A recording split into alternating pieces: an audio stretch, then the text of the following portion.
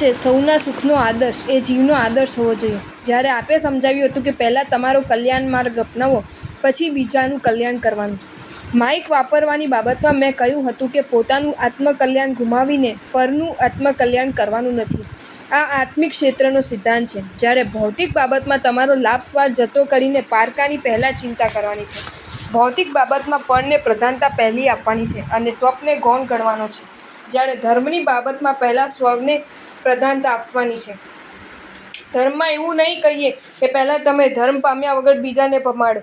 જ્યારે ભૌતિક બાબતમાં તમારું જેટલું પણ જતું કરો તેટલું વધારે સારું છે. તે જ તમારી ઉદારતા છે. તીર્થંકરો માટે પણ શું છે? તેઓ પહેલાં સંકિતને પામ્યા ને પછી જગતને તારવાની ભાવના કરી. તેમને ક્યાંય એવી ભાવના નથી કરી કે પહેલાં હું ના પામું તો વાંધો નહીં, પણ જગતને પમાડું. પહેલાં પોતે પામ્યા પછી જ બીજાને પમાડ્યું છે. માટે ધાર્મિક બાબતમાં પહેલાં પોતાને જ પ્રાયોરિટી આપવાની છે.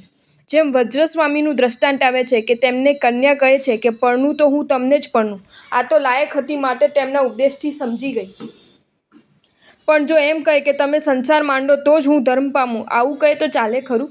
પોતાનું અકલ્યાણ કરીને કોઈનું કલ્યાણ કરવાનું હોય તો પછી કોઈ જીવ દીક્ષા લઈ શકશે જ નહીં.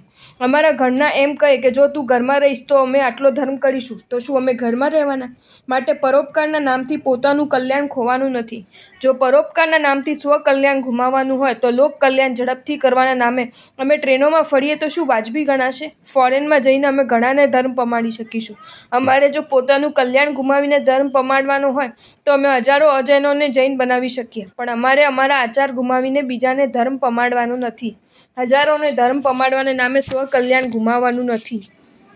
જો તમને આ વિડીયો ગમ્યો હોય તો આ વિડીયોને લાઇક કરો અને શેર કરો, અને આવા જ નવા વિડીયો જોવા માટે જૈન ફેક્ટ્સ એન્ડ સ્ટોરીઝની ચેનલને સબસ્ક્રાઈબ કરો. ધન્યવાદ.